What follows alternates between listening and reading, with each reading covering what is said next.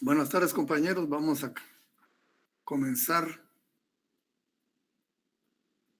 con la clase de hoy, día viernes 21 de octubre de 2022.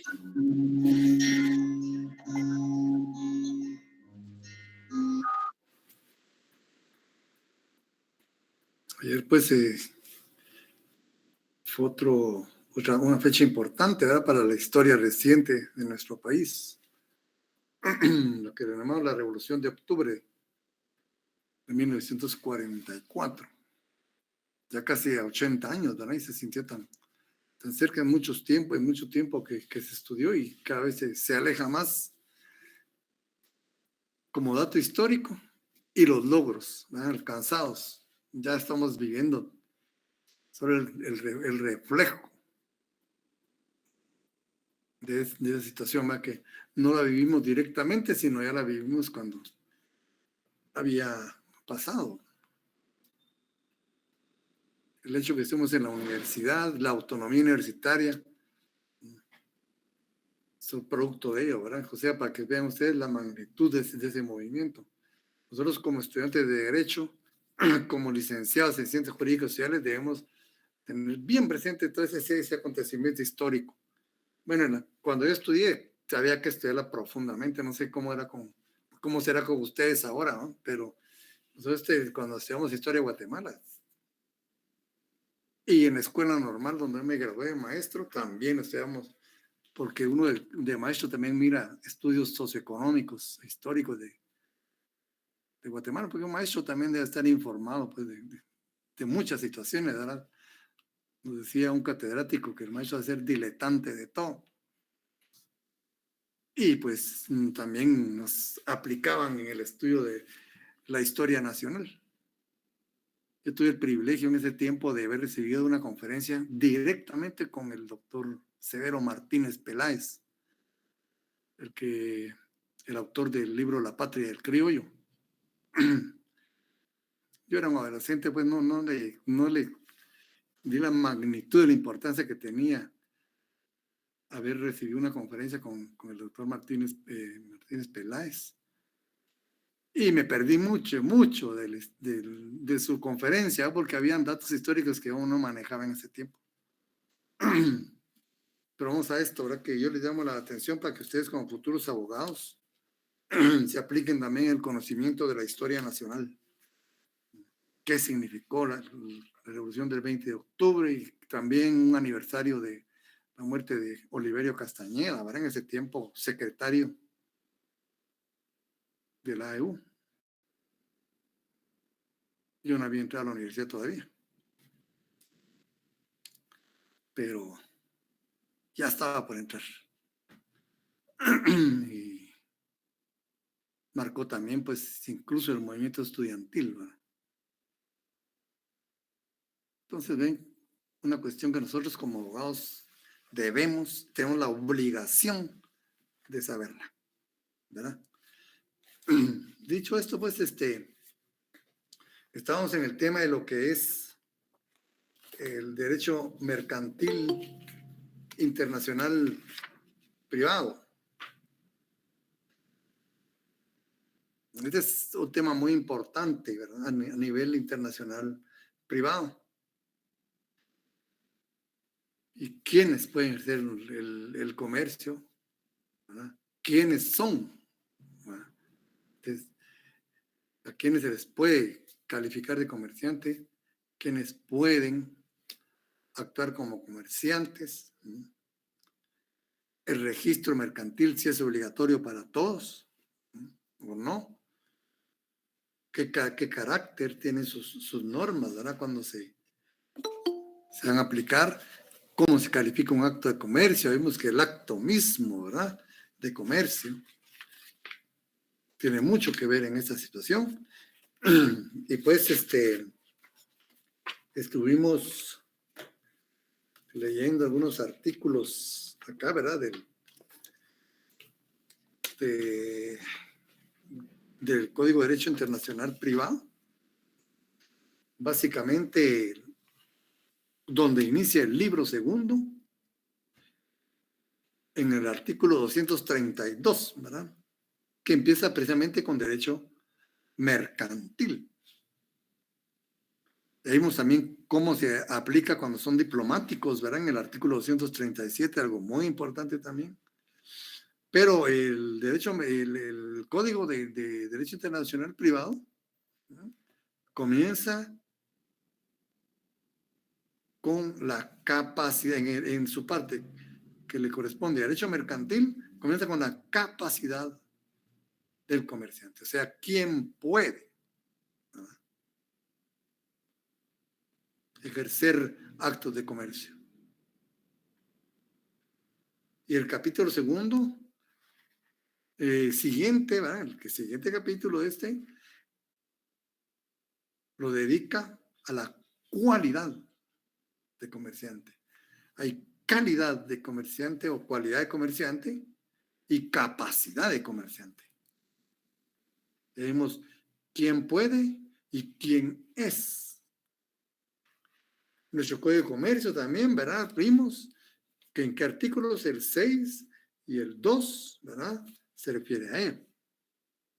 Pero también hay otro tema importante, ¿verdad? La forma de los actos y contratos.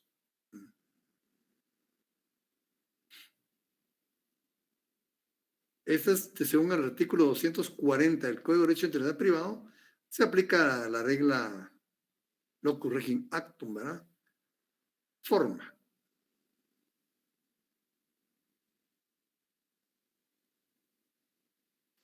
Y respecto a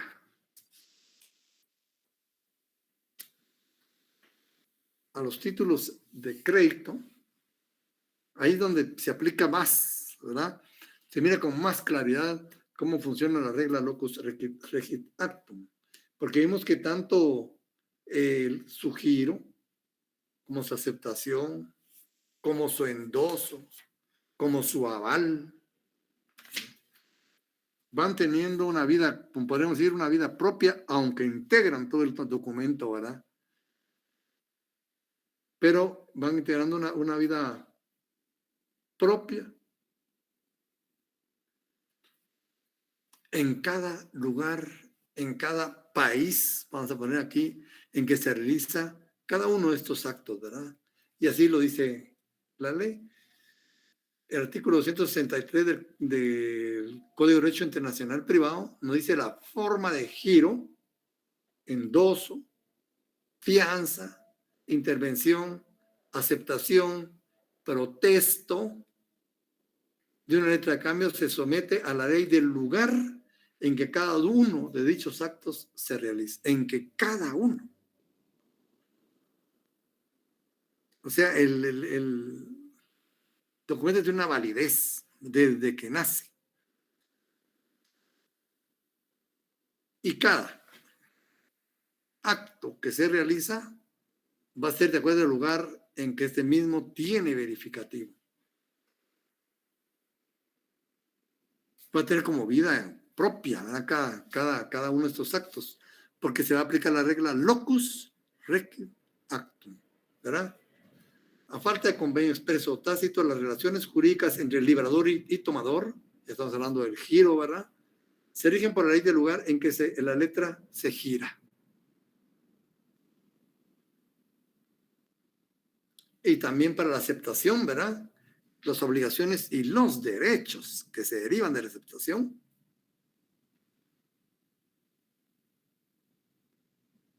¿verdad?, se regirán por la ley del lugar en que se han efectuado la aceptación. O sea, cada uno de estos actos va condicionando, ¿verdad?, a su propia ley, de su lugar, cada una de esas figuras. Lo mismo se da en el endoso, ¿verdad? En la misma hipótesis, dice, los efectos jurídicos que el endoso produce entre endosante y endosatario dependen de la ley del lugar en que la letra ha sido endosada.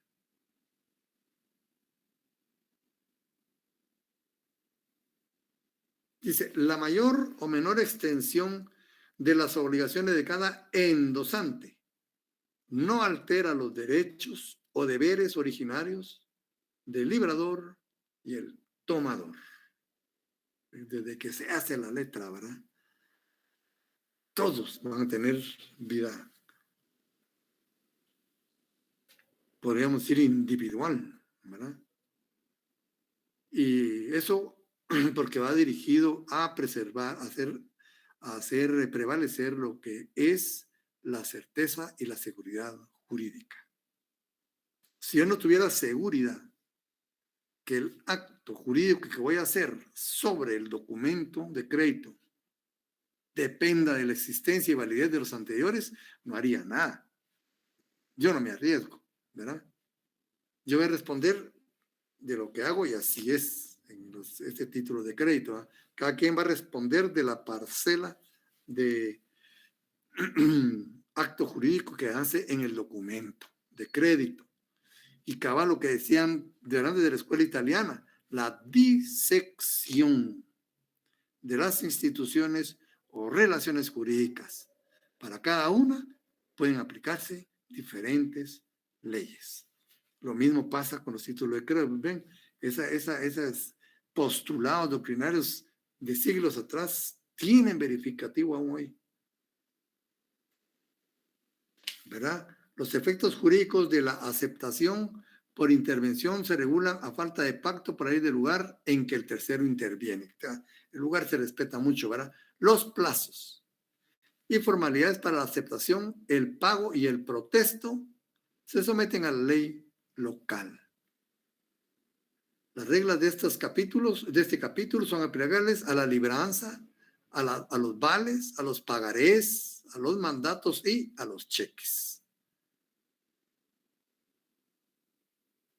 Dice, la falsedad, robo, hurto o extravío de documentos de crédito y efectos al portador. 272. Las disposiciones relativas a la falsedad, robo, hurto o extravío de documentos de crédito y efectos al portador son de orden público internacional. Obligan a todos por igual, ¿verdad? La opción de las medidas que establezca la ley del lugar en que el hecho se produce no dispensa a los interesados de tomar cualquiera otra que establezca la ley del lugar en que esos documentos de efectos se coticen y la del lugar de su pago. Entonces, tratan de ser lo más amplios posibles, ¿verdad? Para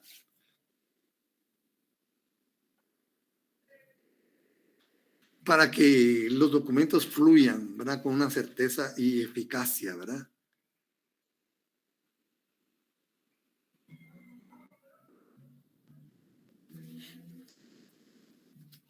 Bien, entonces, como ven, pues el derecho mercantil es bastante amplio. Y ahí podríamos todavía dedicarnos a las sociedades mercantiles, que no vamos a entrar puramente a esto, ¿eh? A ver si podemos avanzar en otros temas y si nos da tiempo, pues regresamos a llenar este espacio que es relacionado con las sociedades mercantiles. Ahora, lo que se respecta a la lex mercatoria, por favor, ustedes leen ese capítulo, ¿eh? Lex mercatoria. Y así utilizamos no sé cuándo hay exámenes de ustedes. Todavía no nos han dicho. Pero el martes, ¿verdad? Solo dudas, ¿eh? Solo dudas. Unos 10 minutos para dudas y continuamos. También les menciono otra ley, que es la ley para el reconocimiento de las comunicaciones y firmas electrónicas. Este también tiene que ver, ¿verdad? Dentro de este tema, ¿verdad? Muy amplio. Dice que el Estado, ese está contenido en el decreto número 47-2008. 47-2008. Que el Estado, como responsable del bien común, ya tenemos una base constitucional para estas firmas, el bien común, debe mantener, reforzar y aplicar políticas y acciones que permitan una mayor participación en la dinámica y beneficios del desarrollo económico y social libre, ¿verdad? La modernización, los procesos económicos sin trabas ni obstáculos artificiales, así como la inserción del país en las corrientes del progreso mundial de manera sostenible y equitativa. O sea, aquí ella toma en cuenta los avances mundiales, ¿verdad? Guatemala pues no puede quedarse aislada en el aspecto mundial. Dice el segundo, considerando que la inmersión, que será inmersión, ¿verdad? Todas estas palabras ustedes las van buscando en su diccionario, ¿verdad? Que la inmersión masiva de la tecnología en nuestra sociedad es una realidad que no podemos ignorar y por ende se debe revisar los conceptos y visiones tradicionales del mundo físico para adaptarlos al actual contexto del mundo digital. ¿Se dan cuenta qué importante? Aquí estamos pasando de lo físico a lo digital en lo que respecta a la firma electrónica, ¿verdad?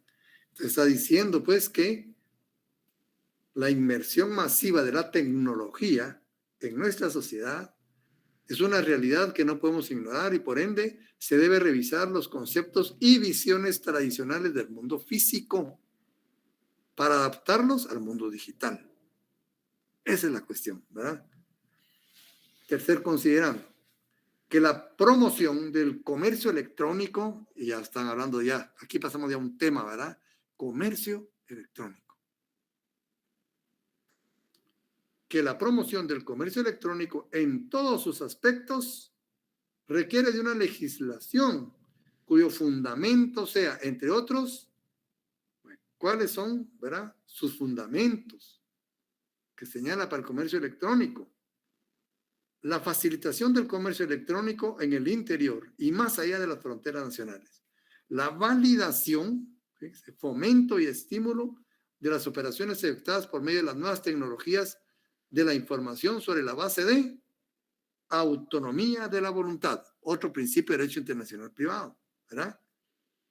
Y el apoyo a las nuevas prácticas comerciales, tomando en cuenta en todo momento la neutralidad tecnológica. ¿Qué es neutralidad tecnológica, jóvenes? ¿Qué es? Ya vieron sobre qué contexto está este término. Neutralidad tecnológica. Entonces, no, ustedes no se queden con la duda de nada de esto, ¿eh? Y para el privado se va a hacer términos o palabras que no conozcan o tengan la certeza de conocerlas, aclárenlas, ¿oye? Ya hemos visto aquí inmersión masiva en la tecnología en la sociedad. ¿Qué significa? Neutralidad tecnológica, otra situación que ustedes deben de disipar esa duda. Considerando que la integración al comercio electrónico global, hay un comercio electrónico global, requiere que sean adoptados instrumentos técnicos y legales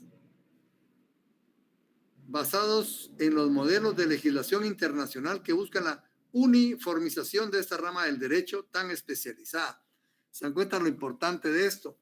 Nosotros desde el principio dijimos que el derecho internacional privado no tiende a homogenizar el derecho, sino tiende a, ¿qué dijimos nosotros? Armonizarlo.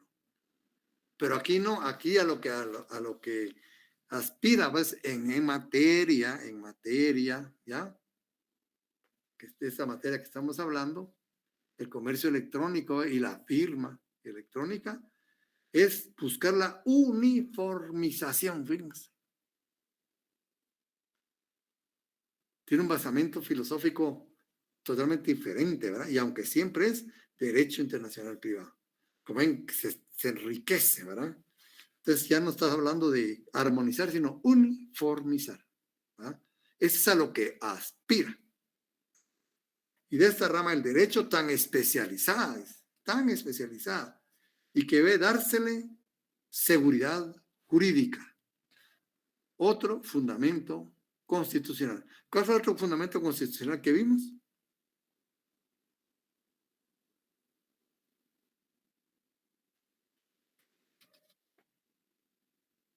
Bueno, y la seguridad jurídica. Sí, muy bien, Cecilia. Está poniendo atención usted. ¿Verdad? Así es. ¿Ya? Este es el segundo fundamento constitucional. El primero fue el bien común y el segundo, seguridad jurídica. ¿Verdad? Artículos 1 y 2 de la Constitución. Y debe dársele seguridad jurídica y técnica a las contrataciones, comunicaciones y firmas electrónicas. ¿Bien? Contrataciones, comunicaciones y firmas electrónicas, mediante el señalamiento de la equivalencia funcional. Otro término, que es equivalencia funcional. Queremos ir a todos esos términos que les digo, aclárenlos, búsquenlos, ¿verdad? Entonces, el señalamiento de la equivalencia funcional a estas últimas con respecto a los documentos en papel y las firmas manuscritas. Ese es lo más profundo, pues, su razón de ser de esto, ¿verdad? La equivalencia funcional entre lo digital y lo manuscrito. Pero en cuanto a qué, entonces, por eso se decreta esta ley para el reconocimiento de comunicaciones y firmas electrónicas. Yo les pregunto a ustedes, ¿el Estado podrá o no podrá hacer uso de la firma electrónica en forma oficial? ¿Qué opinan ustedes? ¿Puede o no puede? ¿Lo prohíbe o no prohíbe la ley? ¿O no lo menciona?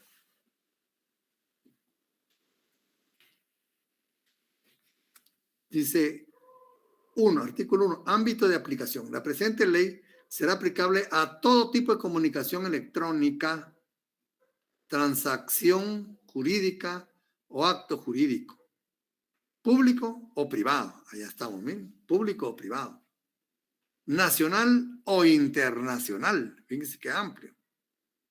Salvo, dice, en los casos siguientes, ¿verdad? En las obligaciones contraídas por el Estado en virtud de convenios o tratados sin bueno, es mucho más especializado. Dice posteriormente, el Estado y sus instituciones quedan expresamente, fíjense, expresamente facultados para la utilización de las comunicaciones y firmas electrónicas. El Estado sí está facultado, sí puede hacer uso de las firmas electrónicas. Ya hemos visto ya, ¿verdad? El registro de la propiedad, la SAT, Contraloría de Cuentas, ya usan firma electrónica. En las transacciones y actos realizados exclusivamente entre sujetos privados que no afecten derechos de terceros, las partes podrán convenir en la aplicación de los mecanismos previstos en esta ley o bien de cualquiera otras alternativas que deseen para asegurar. Fíjense, ¿qué va a asegurar? ¿Qué se va a asegurar? En primer lugar, dice podrán, ¿verdad? Otra vez vemos la autonomía de la voluntad. ¿Pero en qué? Esto es lo que quiero que ustedes reflexionen. ¿En qué y para qué, va? Entonces dice que deseen para asegurar, vamos a poner nosotros 2 puntos. 1, la autenticidad. Y B, la integridad de sus comunicaciones electrónicas. Aquí hay otra situación para discutir. Autenticidad e integridad, ¿a qué se refieren? Que cuando dicen, eso es lo que se asegura, fíjense, de las comunicaciones electrónicas, su autenticidad, muy importante, su autenticidad, pero también su integridad. Estas dos cuestiones son las que deben de asegurarse, ¿no? De blindarse. Las disposiciones contenidas en esta ley se aplicarán sin perjuicio de las formas relativas a la celebración, formalización, validez, eficacia de los contratos y otros actos jurídicos. El régimen jurídico aplicable a las obligaciones y de las obligaciones que para los comerciantes les establezca la legislación vigente. Las normas sobre la presentación de servicios de certificación de firma, requiere un servicio que llama certificación de firma, es como que dice que le da certeza, ¿verdad? A que esas firmas son las que dicen ser, ¿verdad? Aplicarán sin perjuicio las normas relativas a las normas sobre la presentación de servicios de certificación de firma electrónica que recoge esta ley no sustituye ni modifica las que regulan las funciones que corresponden realizar a las personas facultadas con arreglo al derecho para dar fe de firmas, de documentos o para intervenir en su elevación a públicos, ¿verdad? Ya nuestra actividad notarial, ¿verdad? Es diferente, ¿verdad? Para los efectos de la presente ley, y esto es importante, miren, el artículo 12 hay que leerlo despacio. Aquí tiene un glosario de términos muy importantes, tales como que certificado, ¿no? Comercio electrónico. ¿Qué es comercio electrónico? ¿Verdad? Y aquí le explican a ustedes qué es comercio electrónico. ¿Verdad? ¿Qué es comunicación para esta ley? ¿Verdad? ¿Cómo entiende esta ley qué es una comunicación? Comunicación electrónica es otra. Datos de creación de firma. Aquí estamos hablando de los sujetos, ¿verdad? De esa relación, ¿verdad? De uno de los sujetos. Datos de creación de firma. Destinatario, otro sujeto. ¿Se dan cuenta? Ya empiezan a estar los sujetos de esa relación, ¿verdad? El creador, ¿verdad? De la firma y el destinatario, ¿verdad? El iniciador, ¿verdad? El iniciador y el destinatario. Estampado cronológico, imagínense. Estampado cronológico. Firma electrónica. Firma electrónica avanzada. Fíjense, hay dos tipos de firma. Yo quiero que ustedes analicen estos dos términos, firma electrónica y firma electrónica avanzada. ¿Cuál es la diferencia? ¿Verdad?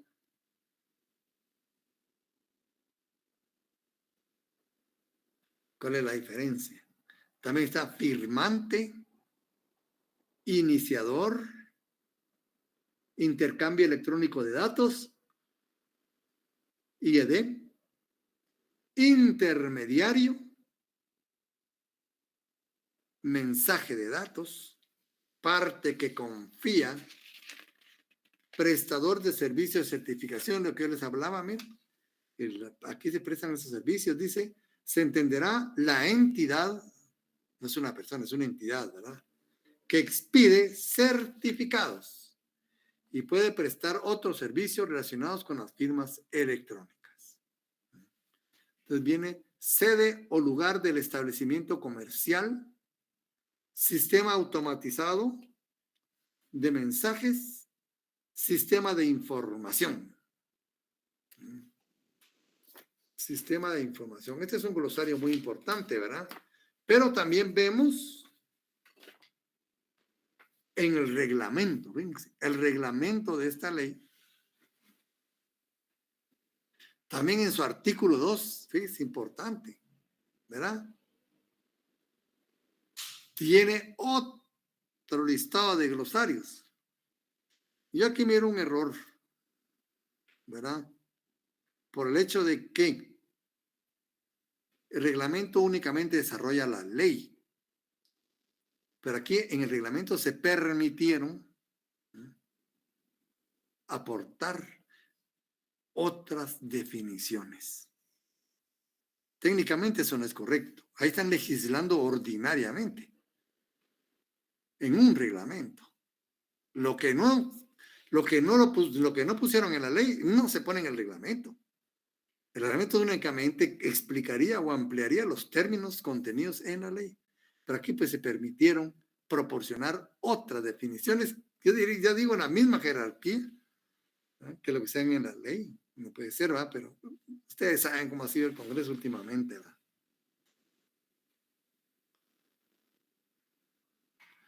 Entonces hay otras definiciones como clave privada, clave pública, declaración de prácticas de certificación, documento electrónico, entidad autorizada, ley, política de certificados, repositorio.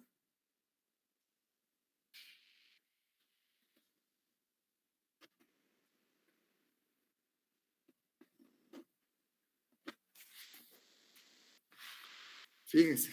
Entonces, todos estos términos es importantísimo que ustedes lo lean, ¿verdad? Estos términos. ¿Cómo se interpreta? En la interpretación de la presente ley habrá de tenerse en cuenta su origen internacional. Es para interpretar, ¿verdad? La necesidad de promover la uniformidad de su aplicación, que vaya, pues, ¿verdad?, contestes como lo del ámbito internacional. Velar por la observancia de la buena fe. Acuérdense que es un principio filosófico del derecho mercantil, ¿verdad? Ustedes ya lo saben, ya estudiaron eso. La buena fe o verdad y la verdad sabida, ¿verdad? Principios filosóficos del derecho mercantil. Y aquí lo recalcan, ¿verdad? Dice, velar por la observancia de la buena fe, tanto en el comercio nacional como en el comercio internacional, ¿verdad? Fíjense, esta amplía lo que contiene ya nuestra ley del organismo judicial, ¿verdad? Nuestra ley del organismo judicial nos dice cómo debemos, ¿verdad?, interpretar la ley, ¿verdad? Nos indica cómo, pero ya aquí, esta es una ley especializada. Sin embargo, vamos a leerlo para que estemos en contexto, ¿verdad?, con todo esto.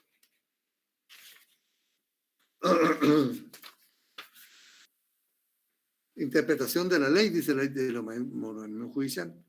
Las normas se interpretarán conforme a su texto, según el sentido propio de sus palabras, a su contexto y de acuerdo con las disposiciones constitucionales. Eso nos sirve para interpretar la ley, ¿verdad?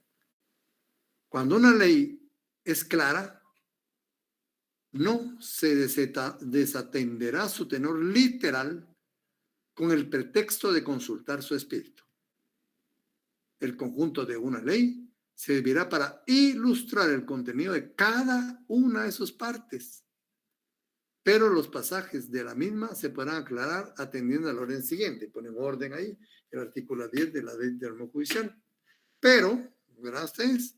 Esta ley de vamos a decirle firmas electrónicas por abreviar, ¿verdad? Pues ustedes saben que ese no es su nombre, ¿verdad? Esta ley de firmas electrónicas, también en su interpretación, dice que no debemos también tomar en cuenta que su origen internacional, vimos en el preámbulo, ¿verdad?, cómo enfatiza en ello. La necesidad de promover la uniformidad de su aplicación, ¿verdad?, internacional. Aquí es contrario que hemos hecho, aquí se trata de homogeneizar, ¿verdad ustedes?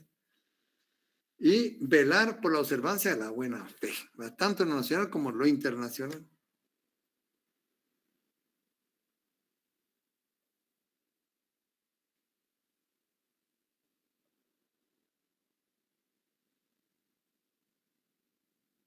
Entonces de ahí nos habla pues si pueden o no ser modificado las cuestiones ya formalizadas, aplicación de los requisitos jurídicos a las comunicaciones electrónicas. Las comunicaciones pues tienen su régimen, ¿verdad? Reconocimiento jurídico de las comunicaciones electrónicas, ¿no? Incorporación por remisión. Miren que este es un término muy propio de este artículo 6. ¿Qué es incorporación por remisión? salvo acuerdo en contrario. Salvo acuerdo en contrario entre las partes. Cuando en una comunicación electrónica se haga remisión total o parcial a directrices, normas, estándares, acuerdos, cláusulas, condiciones, cualquier información o términos fácilmente accesibles, con la intención de incorporarlos como parte del contenido o hacerlos vinculantes jurídicamente. Se presume que estos términos están incorporados por remisión a esa comunicación electrónica. Ven qué interesante, es un término muy propio de esto, ¿verdad? Incorporación por remisión, artículo 6. Analícenlo, léanlo despacio, ¿verdad?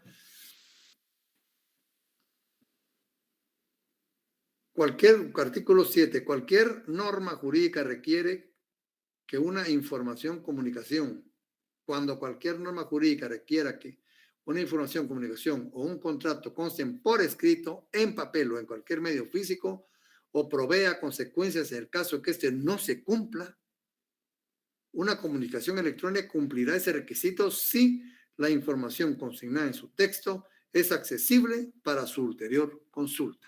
¿Ves? Los contratos especializados, ¿verdad? Firma. Cuando cualquier norma jurídica requiera que una comunicación o un contrato sea firmado por una parte o prevea consecuencias en el caso de que no se firme, ese requisito será por cumplido respecto de una comunicación electrónicamente, si se utiliza un método para determinar la identidad de esa parte y para indicar la voluntad que tiene tal parte respecto a la información, etcétera. Aquí nos va explicando, ¿verdad?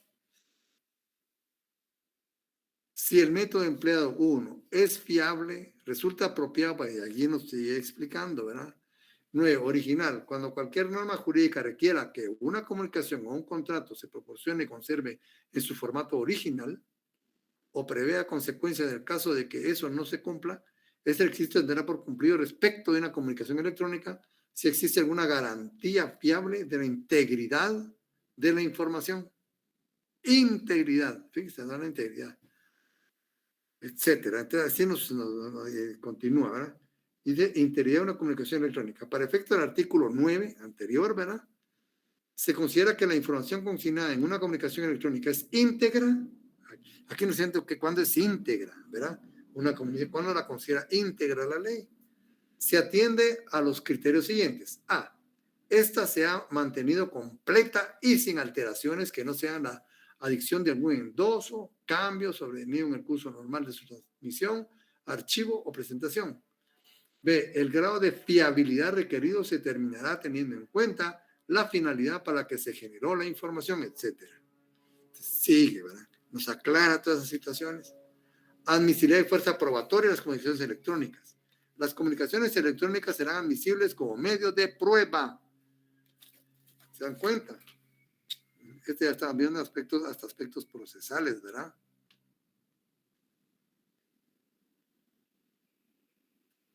Las comunicaciones electrónicas sí pueden ser admitidas como medios de prueba. No se negará eficacia, validez o fuerza obligatoria y probatoria, fíjense, fuerza obligatoria y probatoria, en toda actuación administrativa, judicial o privada, a todo tipo de información en forma de comunicación electrónica, por el solo hecho de que se trate de una comunicación electrónica, ni en razón de no haber sido presentada en su forma original. Como tiene ¿verdad? Otro fundamento lógico, un poco diferente, ¿verdad? Y legal también, ¿verdad? Tiene algunas cuestiones muy, muy específicas. Criterio para valorar probatoriamente una comunicación. ¿Cómo podemos valorarla? ¿Verdad? El artículo 13, conservación de las comunicaciones electrónicas, ¿verdad? Y conservación de mensaje de datos, etc. Divide comunicaciones electrónicas y formación de contratos a través de medios electrónicos. Artículo 15, formación y validez de los contratos. Esta parte medular, ¿va ustedes? en la formación de un contrato por particulares o entidades públicas. Ya están bien. O entidades públicas. Salvo acuerdo expreso entre las partes, la oferta y su aceptación podrán ser expresadas por medio de una comunicación electrónica. No hay para dónde, ¿verdad? No se negará validez o fuerza obligatoria a un contrato por la sola razón de haberse utilizado en su conformación una o más comunicaciones electrónicas. No, no se puede, ¿verdad? Bueno, ahí viene el reconocimiento de las comunicaciones electrónicas por las partes, ¿verdad? Como reconocen. Atribución de una comunicación electrónica.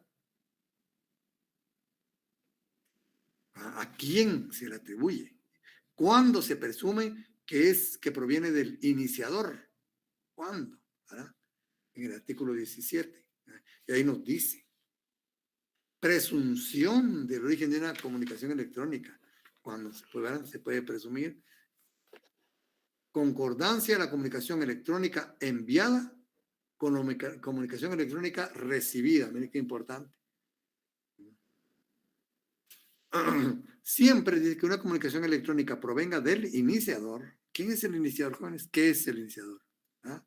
O que se entienda que proviene de él, o siempre que el destinatario tenga derecho a actuar con arreglo a ese supuesto, en las relaciones entre el iniciador y el destinatario, pues, los sujetos de esa relación, ¿verdad?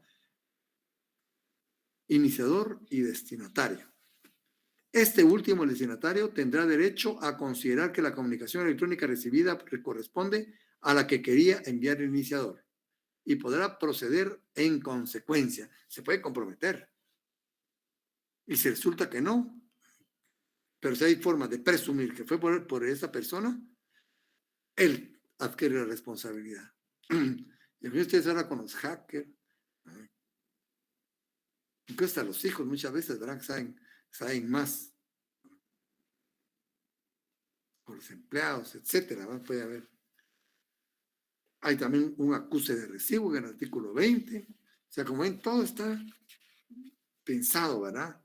Falta de acuse de recibo, artículo 21, que implica, ¿verdad? Presunción de recepción. Miren todas las situaciones que pueden dar. Efectos jurídicos. Artículo 23, salvo en lo que se refiere al envío o recepción de comunicaciones electrónicas, los artículos 21 y 22 no obedecen al propósito de regir las consecuencias jurídicas que puedan derivarse de esa comunicación electrónica o de su acuse de recibo. Las consecuencias jurídicas de las comunicaciones electrónicas se regirán como las normas aplicables al efecto o negocio jurídico contenido en dicho mensaje de datos. Hay forma de cómo determinar. Y continúan pues aquí otras situaciones propias, ¿verdad? Y en el artículo 31 llegaremos al comercio electrónico en materias específicas. La materia específica, transporte de mercancías. Esa es la materia específica. Y aquí, como ustedes ven, pues hay cuestiones muy importantes, ¿verdad? Sin perjuicio de lo dispuesto en el título 1 de la presente ley, el presente capítulo será aplicable a cualquiera de los siguientes actos que guarde relación con un contrato de transporte de mercancías o con su cumplimiento.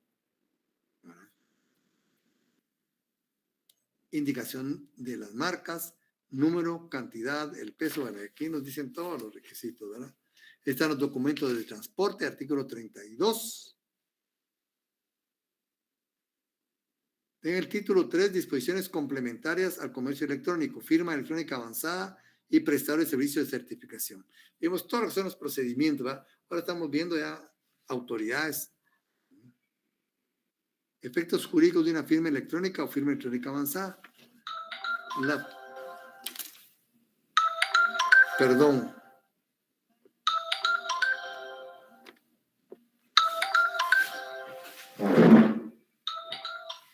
Sí. ¿Aló? Permítame.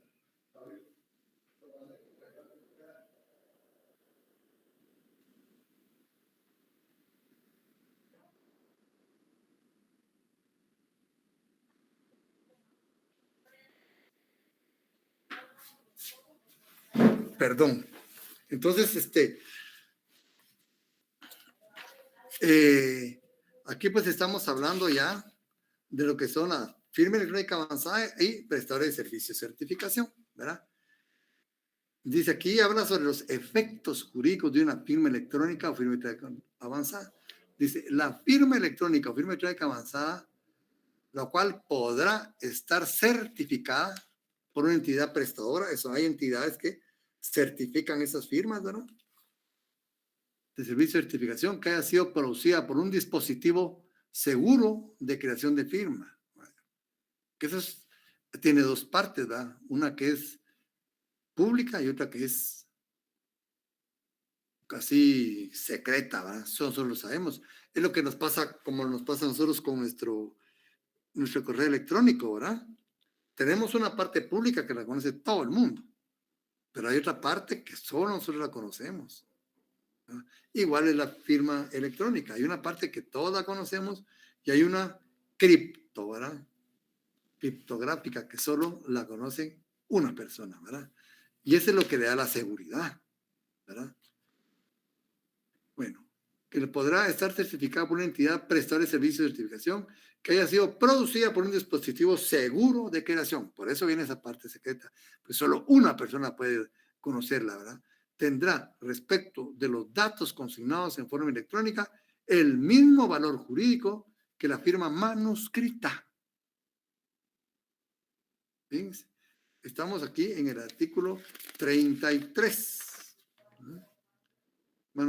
En relación con los consignados en papel y será admisible como prueba en juicio. Fíjense, prueba, como prueba otra vez, miren.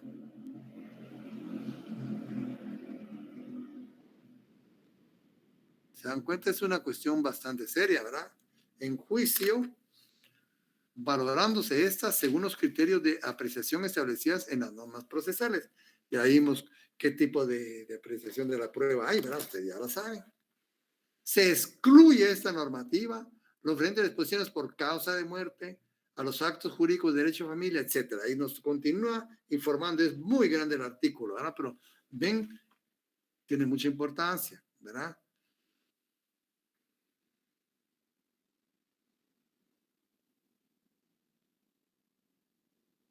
En el artículo 34 nos habla de órgano competente. El Estado, a través del órgano o entidad correspondiente, puede atribuir competencia a una persona. ¿A quién le pertenece todo esto, verdad? ¿A qué ministerio? Eso quiero que investiguen, ¿no? Ya más o menos saben ustedes, ¿verdad? La lógica, lo va diciendo, no es el Ministerio de la Defensa, ¿verdad? Más o menos estamos ubicados, ¿verdad? ¿Qué ministerio puede pertenecer, ¿verdad? Proceder del firmante. Cuando puedan utilizarse datos de creación de firma para crear una firma con efectos jurídicos, cada firmante deberá actuar con la diligencia razonable para evitar la utilización no autorizada de sus datos de creación. Si no, tiene problemas. Artículo 35, ¿va? Sin dilación indebida, utilizar los medios que le proporcione el prestador de servicio y certificación conforme a la presente ley, o en cualquier caso esforzarse razonablemente para dar aviso a cualquier persona que según pueda razonablemente prever el firmante, pueda considerar fiable la firma electrónica o prestar servicio para que la apoyen. Sí, el firmante sabe que los datos, etcétera. Y por último dice, serán a cargo del firmante las consecuencias jurídicas, perdón, que entrañe el hecho de no haber cumplido los requisitos anteriores enunciados en este artículo. Aquí hay responsabilidad, ¿se dan cuenta?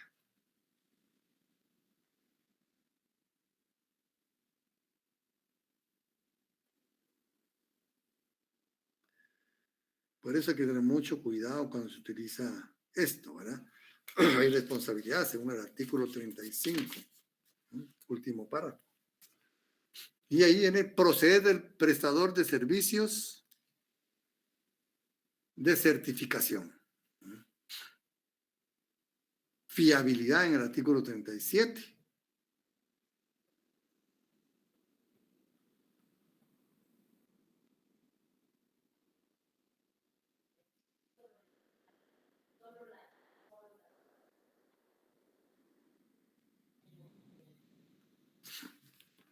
fiabilidad, ¿verdad? En el artículo 37.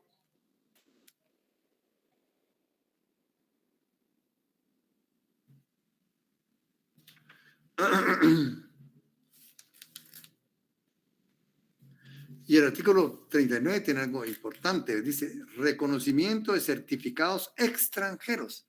Aquí, derecho internacional privado en su máxima expresión, ¿verdad? Reconocimiento de certificados extranjeros y de firmas electrónicas extranjeras. Mire. Artículo 39. Al determinar si un certificado o una firma electrónica producen efectos jurídicos o en qué medida los producen, no se tomarán en consideración a lugar en que se haya expedido o el certificado o en que se haya creado o utilizado la firma electrónica, ni el lugar en que se encuentre el establecimiento del expedidor o del firmante. Continúa. Todo certificado expedido en el extranjero producirá los mismos efectos jurídicos que el expedido dentro del territorio de la República si presenta un grado de fiabilidad sustancialmente equivalente. Aquí ya estamos aplicando, ¿verdad? Leyes, ¿verdad? Extranjeras para el reconocimiento, ¿verdad? De certificados. Artículo 40, ¿verdad? Muy bien, las características de los prestadores de servicio de certificación, actividad de los prestadores de servicio de certificación, obligaciones de los prestadores de servicio de certificación, artículo 42, 43, remuneración por la prestación de servicios, terminación unilateral, bueno, continúa, y todo yo se lo dejo para que ustedes vean hacia dónde va toda la legislación, ¿verdad?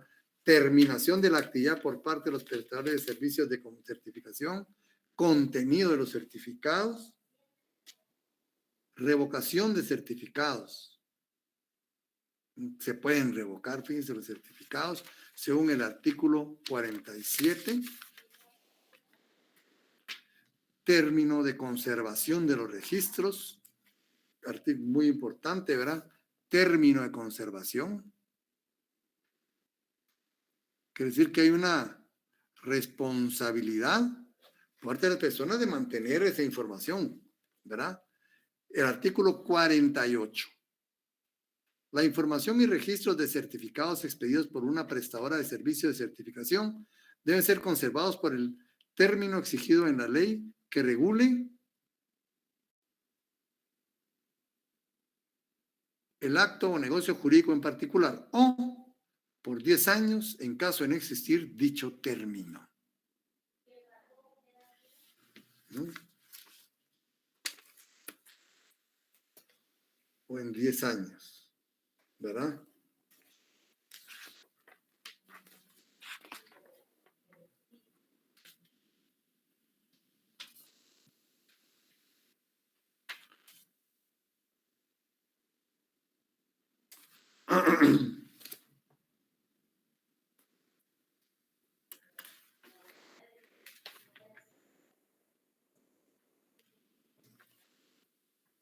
Sí, pues igual dice también el artículo 13, literal C del reglamento, ¿eh? Él también concuerda con esto, ¿eh? 13, literal C del reglamento. Otro registro, miren, el registro de prestadores de servicio de certificación. No sé cuántos registros conozcan ustedes. Pero el registro de prestadores de servicio de certificación.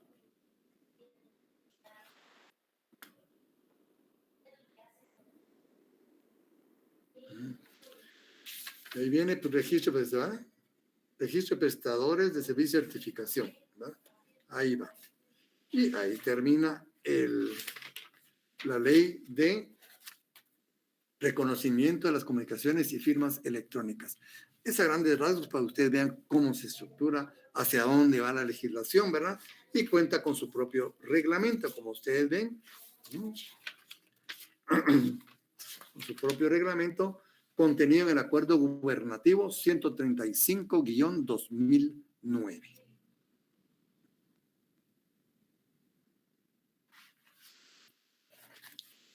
135-2009.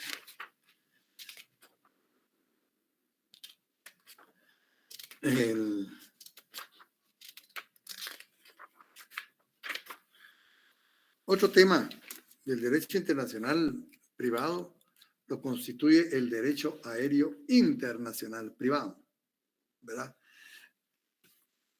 Bueno, previamente les pregunto si ya cuentan ustedes con el primer documento que remití, que se refiere a derecho mercantil internacional privado, el que leímos No, en la Lee, clase anterior. perdóneme, yo lo estaba buscando en Face y en Classroom y yo no lo logro ubicar. De hecho, le iba a preguntar más tarde sobre eso. Todavía no. Bueno, lo llevé la semana pasada. Vamos a ver qué pasó. Tienen que tenerlo ya, ¿verdad? Porque este va hoy, entonces si no se nos van a ir acumulando. Este y otros tal vez les pase más seguido para que acumulemos en tiempo, ¿verdad? Los documentos puedan ustedes adelantarse en la lectura, ¿oye?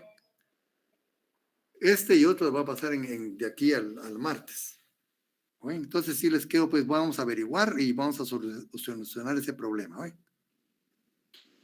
Bien, entonces el derecho aéreo internacional, aquí hay una cuestión. Lo que vamos a estudiar en derecho internacional privado va a ser lo relacionado con la aviación civil internacional, porque la aviación militar se rige por otro cuerpo normativo, ¿verdad? Derecho aéreo internacional privado. Acuérdense que este es una rama relativamente joven del derecho, pero bastante desarrollada. Se dan ustedes cuenta, en un año son millones de personas las que utilizan, ¿verdad?, el servicio aéreo. Y pues este tiene una incidencia bastante grande en el ámbito internacional, ¿verdad? Dice aquí el doctor Larios, esta rama del derecho es relativamente nueva. Sin embargo, es una de las ramas más dinámicas de su desarrollo. La aviación, por su misma naturaleza, tiende a presentar problemas que involucran a diferentes legislaciones sustantivas y adjetivas. ¿Qué ley se aplica en caso de accidente en el cual existen ofendidos de diferentes nacionalidades? La respuesta es tan fácil porque en este campo sí existe una legislación internacional. Legislación que se ha logrado por medio de convenios multilaterales. Según una rama joven, siendo una rama joven del derecho, es sorprendente, bueno, la unificación, ¿verdad? Al respecto, al presente contamos con los siguientes instrumentos legales. Convenio de Varsovia, ese es el más importante, ¿ven ustedes? El más importante, puede ser el convenio madre, ¿verdad?, de la aviación civil internacional, es este convenio de Varsovia, modificado por los protocolos de La Haya, un protocolo de Guatemala y 4 protocolos adicionales, ¿verdad?, llamados de Montreal. Está el convenio de Guadalajara, convenio sobre embargo de aeronaves y convenio de Roma de 1933, complementado por los convenios de Bruselas y los convenios de Ginebra, pero en materia de aviación, ¿verdad?, convenios sobre abordaje aéreo y disposiciones sobre el seguro aéreo, ¿verdad? Bueno, ¿qué podemos hablarle de esto, verdad? Este documento que les voy a hacer llegar, hemos utilizado también diferentes autores. En este tampoco quise utilizar al doctor Larios para ahondar un poco, como digo, en 8 documentos sí va a estar el doctor Larios también, en algunos, ¿verdad? Pero he querido enfatizar sobre otros autores. Aquí utilicé el diccionario de Derecho Internacional, un diccionario de Derecho Internacional, ¿verdad? 2 tesis de grado, una de la Universidad Francisco Marroquín y una de la Universidad Rafael Andívar. Recuerden que ellos se dedican más a esto, ¿verdad? Nuestras tesis tiran hacia otro campo, ¿verdad? Esas tesis pues tratan sobre estudio de arrendamiento y fletamento de aeronaves y de regulación en RAC, dice OPS-1, contraria a la ley de aviación civil. ¿Sí? Porque nosotros, les cuento, tenemos una ley de aviación civil, ¿verdad? Se las menciono, ¿verdad? Se las menciono. Hay una ley.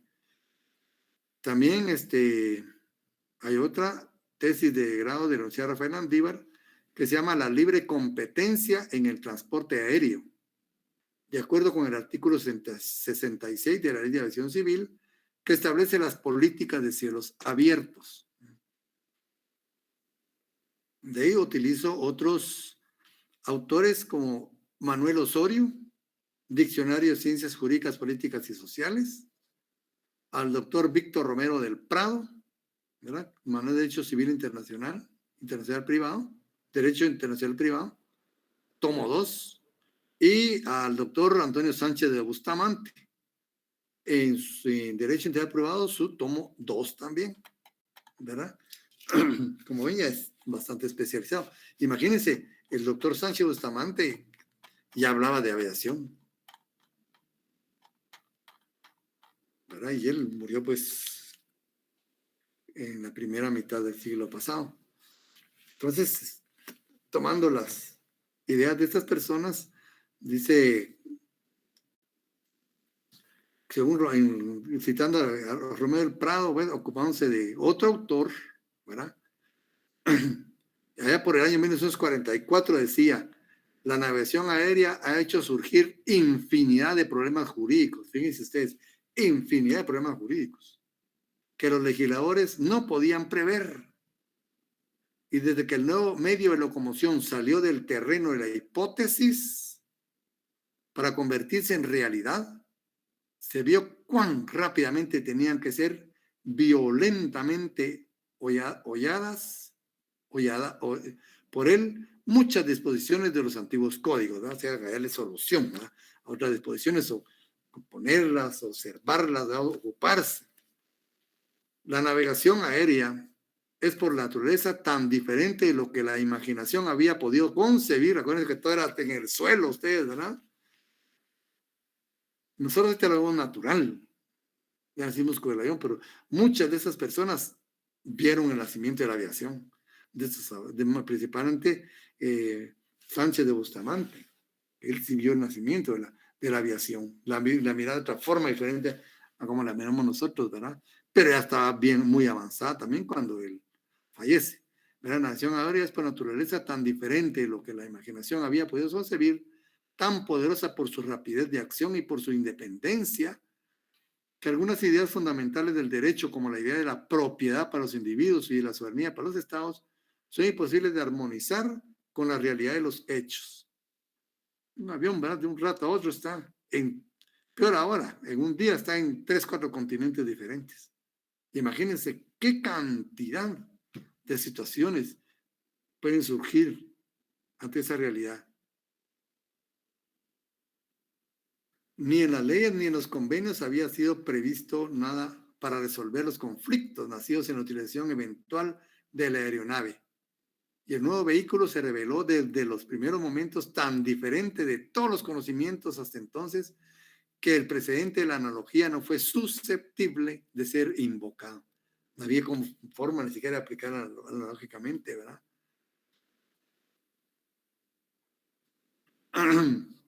Entonces dice,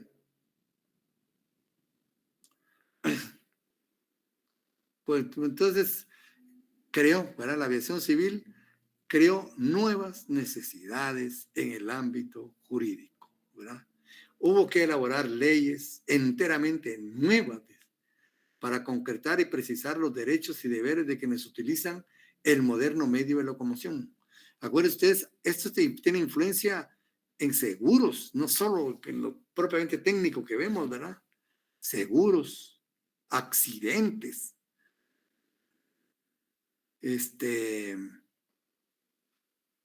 transporte de equipaje. ¿Qué otra cuestión podría haber ahí, verdad? Cuestiones sobre nacionalidad. Han habido personas que han nacido en vuelo, en avión, en vuelo. ¿Qué nacionalidad se le puede aplicar? la soberanía del espacio aéreo. Antes no se discutía soberanía si no había. Imagínense que tantas nuevas cosas tan profundas plantea el derecho aéreo, ¿verdad? Dice el estudio y hubo que estipular entre los estados convenciones especiales para responder a las mismas necesidades. No había, ¿verdad? ¿Qué podían ellos? ¿Verdad? Lo que iba de mi país al otro. La teoría del riesgo, de los derechos. El doctor Larios, pues, el que ha utilizado él tenía ese doctorado en Derecho Civil Internacional. Él casi se enteraba de todos ahí era como una especie de corresponsal, ¿verdad? Jurídico de una firma de abogados de Canadá, no tengo más idea. Esa firma de Canadá ve todos los accidentes que hay en el mundo, accidentes aéreos, siempre está involucrado. Y cuando tocaba, pues aquí en Centroamérica, era el doctor Larios el encargado de ello, ¿verdad? Pero cobraba en dólares, ¿verdad? O sea, es una rama muy especializada, ¿verdad? El tratadista Romero del Prado dice, con respecto a la Constitución Autónoma de la nueva rama del derecho, el derecho aéreo son extensivas también al derecho internacional privado aéreo. Es decir, explican igualmente su moderna aparición o que sea reciente la dedicación de los juristas al estudio de los conflictos de leyes que pueden originarse con motivo de los actos cumplidos a bordo de las aeronaves. De ahí vienen estos convenios, ¿verdad? Quieren aclarar muchísimo esto. Incluso fíjense que influye en el desarrollo de la actividad de los ingenieros, de los arquitectos. Yo trabajé en el Instituto Geográfico y ahí pues me enteré que vamos en un área cercana a los aeropuertos hay que recurrir a la aviación aquí, ¿cómo se llama esta? Dirección de Aeronáutica Civil, porque por el ángulo, ¿verdad? El ángulo de aterrizaje que deben tomar los aviones, si hay un edificio alto o inadecuadamente, se estrellan ahí, ¿verdad? O no les alcanza la pista para frenar. Imagínense hasta eso. Los ingenieros y los arquitectos deben saber eso, ¿verdad? Que en los alrededores de los aeropuertos hay lugares restringidos para construir edificios por el ángulo de aterrizaje. También el doctor Sánchez dice, ¿verdad?, que los buques y las aeronaves sirven de instrumento respectivamente de comercio, tanto marítimo como aéreo, y por cierta analogía entre el elemento natural que recorren, en parte libre y en parte bajo soberanía. Miren qué interesante. El agua y el aire, ¿verdad? Hay parte que no es de nadie. Y hay parte que tiene soberanía. Todo eso nos plantea una serie de situaciones complicadas, ¿verdad? En parte libre y en parte bajo soberanía de los estados se asimilan para buen número de reglas propias de la ciencia del derecho. Muy especializadas, ¿verdad? Se necesita ver entonces qué principios son aplicables, por ejemplo, a la nacionalidad de las aeronaves, ¿verdad? A la manera de cambiar esa nacionalidad, a la propiedad de ellas y a la manera de transmitirse la propiedad, a su personal. ¿Ah? ¿Qué leyes se le aplican a su personal? Y a las condiciones y reconocimiento, a los casos de venta judicial. Mire, tanto que hay ustedes. Incluso hay hasta actos de piratería, ¿verdad? En la década del 70 fue un caso grandísimo, el asalto a Entebbe. Creo que hasta película le hicieron, asaltaron un avión, ¿verdad? Tomaron rehenes, hubo muertos. ¿A quién castigaba? ¿Dónde se produjo? La nacionalidad de los asaltantes, del personal de vuelo, todas las personas que iban adentro, no sé cuántas nacionalidades diferentes habían. bien complejo ese caso, ¿verdad? Cómo actuó el país, ahí van muchas cuestiones, ¿verdad? Que tienen que ver con esto. Entonces, la venta judicial, ¿cómo se hace? El derecho aéreo, pues, no obstante su relativa juventud con relación a otras ramas del derecho con mercantil, imagínense el derecho mercantil, ¿desde cuándo está? El derecho marítimo, ¿desde cuándo? ¿verdad? Entre otros, podríamos señalar los inicios de esta rama en 1903, ¿verdad? Cuando el primer vuelo de los hermanos Wright, ¿verdad? Es una rama de derecho que presenta un dinamismo y un crecimiento, un perfeccionamiento vertiginoso, que ha dado lugar a la celebración de diferentes tratados internacionales y recibió un impulso superlativo en el transcurso de las dos guerras mundiales del siglo XX. Ahí la aviación se fue, pero ya la velocidad se mide por Mach, ¿verdad? O sea, cuánto rompen la velocidad del sonido. Más que todos los aviones de guerra en ese sentido, ¿verdad? Pero hay avión, y ahora están creando un avión comercial, ustedes ya no lo conocieron, ¿verdad? Que tuvo Francia. Ese rompía la barrera del sonido y era comercial. ¿verdad? Proporcionó a la humanidad el convencimiento de la gran utilidad, tanto bélica como comercial, ¿verdad? Esas dos guerras mundiales, que evidenciaba la urgencia de su reglamentación, tanto mundial como nacional, porque afectaba situaciones relacionadas con la soberanía territorial de los estados sobre dicha porción espacial, su seguridad nacional de defensa y control, y su potencial comercial como un recurso generador de riqueza. Ahí viene el derecho aeronáutico, ¿verdad? Se le conoce el derecho aéreo como también como derecho aeronáutico, ¿verdad? ¿Y qué regula? ¿verdad? La circulación aérea y problemas que se suscitan, ¿verdad? En la prestación del servicio. Se le dedica pues a su regulación y a los conflictos, ¿verdad? De orden supranacional que pueden surgir con esta actividad. Y su fuente principal hoy por hoy son los tratados internacionales, su fuente principal. ¿verdad? También dicen que el conjunto es un conjunto de principios y normas de derecho público y privado, también importante, fíjense, público y privado, de orden interno e internacional. Miren qué amplio es ¿verdad? Que rigen instituciones y relaciones jurídicas nacidas de la actividad aeronáutica. Ahí estamos, ¿verdad? Otro tratadista nos dice que un conjunto de normas legales y principios jurídicos que rigen los concernientes a la navegación aérea, ¿verdad? Que rigen lo concerniente a la navegación aérea. Y a las relaciones que nacen de la misma. Miren qué importante. No solo la navegación propiamente dicha, no solo la navegación, también toda relación que nace directamente de esa actividad. ¿verdad? Se entiende por navegación aérea la circulación que se lleva a cabo en el espacio, ¿verdad? A través de vehículos que necesitan el aire con elementos de sustentación y propulsión. Miren cómo van aclarando, ¿verdad? Las diferentes conceptualizaciones.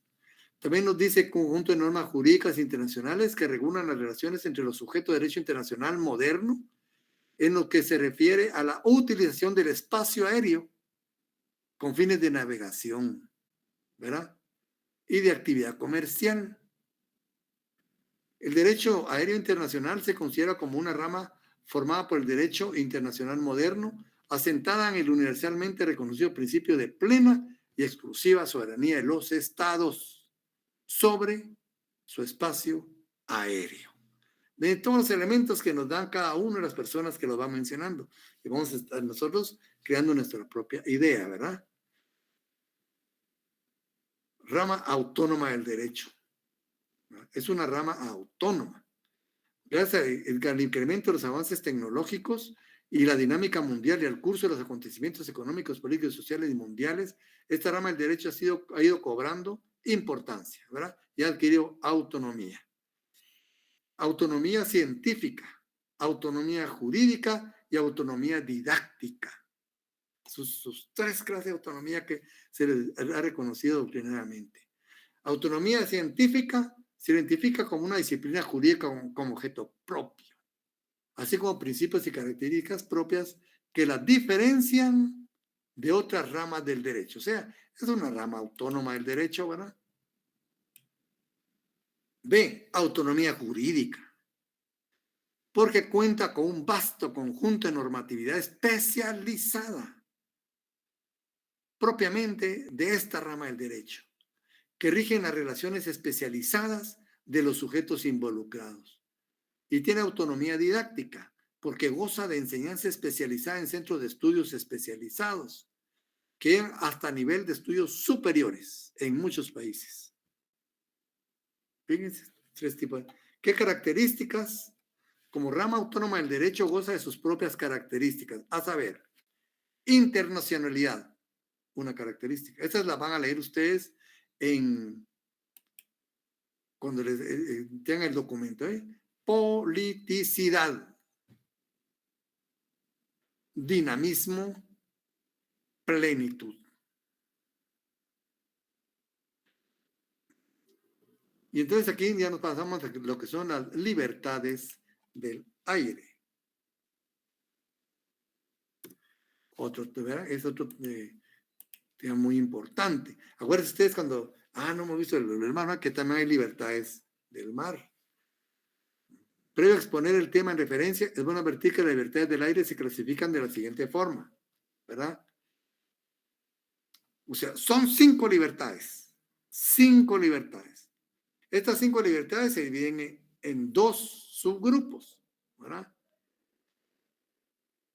Estas libertades del aire. Las primeras 2 son las que se denominan libertades técnicas. Y las siguientes 3 se les denominan libertades comerciales. Libertades comerciales. El doctor Larios también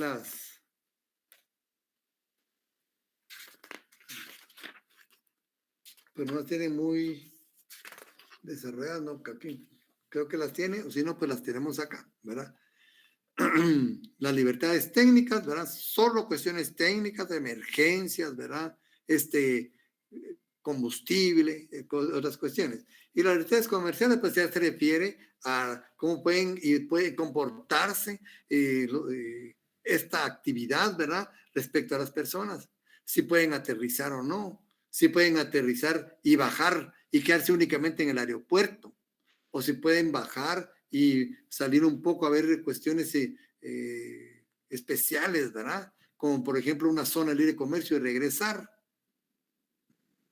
O si pueden aterrizar ¿verdad? Y quedarse en la nave todo el tiempo que esté ahí estacionada mientras que la recargan o la limpian y continúan su viaje, ¿verdad? Todo eso va cambiando, ¿verdad? En las actividades.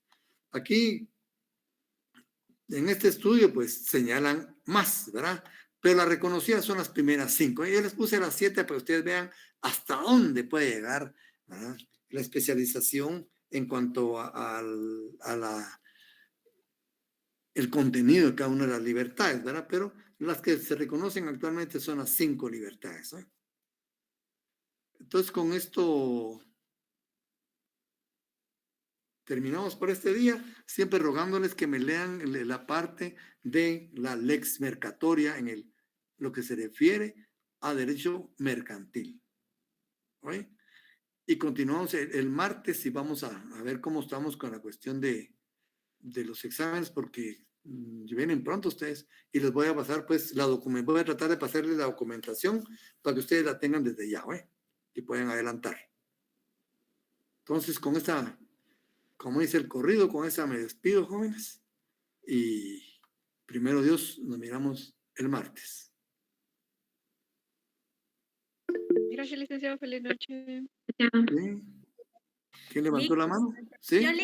Disculpe, sí. fíjese que según el calendario de exámenes nos tocaría el final el 18 de noviembre. 18 de noviembre. Tenemos buen tiempo entonces. Muchas gracias. Hoy. Bueno, Pues, se cuida, pues gracias. Feliz noche, Lick. Con su permiso, jóvenes.